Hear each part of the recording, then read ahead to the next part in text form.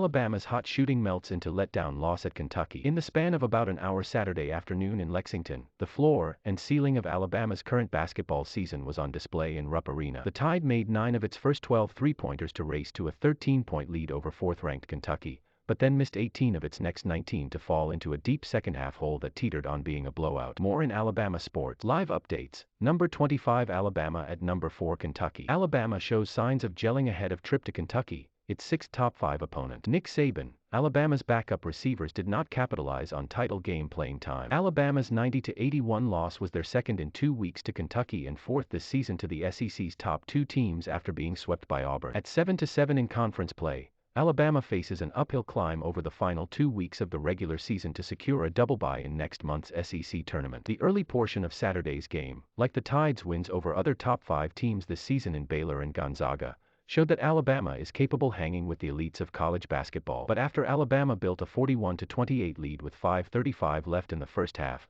Kentucky finished the half on a 19-5 run and then stretched their advantage to double digits in the second half. Despite Alabama entering as 7-point underdogs, it had the feel of a letdown performance while continuing to raise questions about which version of Alabama will show up in March. Alabama's defense, which had one of its better games in holding Kentucky to 66 points in Tuscaloosa on Feb. 5, gave up 1.5 points per possession on Saturday in one of its worst showing. The Wildcats shot 53% from the field and 9 of 14 on three-pointers, including 7 of 9 from guard Kellen Grady. Alabama guard Ellis connected on 5 of his first 6 three-pointers over the game's first 11 minutes, but he ended 2 of 6, including back-to-back misses in the final minute when Alabama had trimmed Kentucky's lead to 9 points. Ellis still finished with 28 points, a career high in 2 seasons at Alabama, and tied his best mark of 4 steals. Jaden Shackelford added 18 points for Alabama, making 5 of his 12 three-point attempts, but missing all 3 of his only other shot attempts in the game. Outside of Ellis and Shackelford,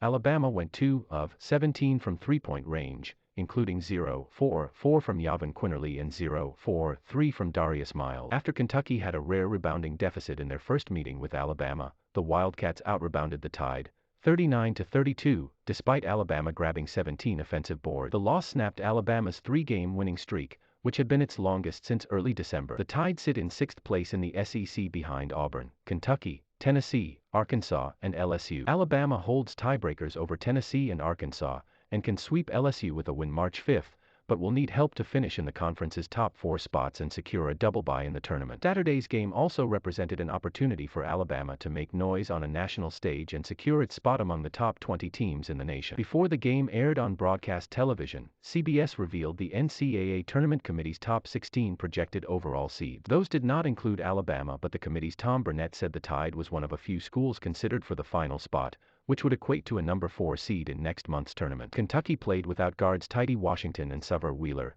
but Grady helped make up it by scoring a season-high 25 after the sharpshooter transferred last offseason from Davidson. Alabama begins its final 2 weeks of the regular season when it travels to Nashville for an 8 p.m. CT Tuesday game against Vanderbilt, which has improved this season at 5-8 in the SEC and 13-12 overall. This story will be updated. Mike Rodak is an Alabama beat reporter for Alabama Media Group. Follow him on Twitter at Mike Rodak.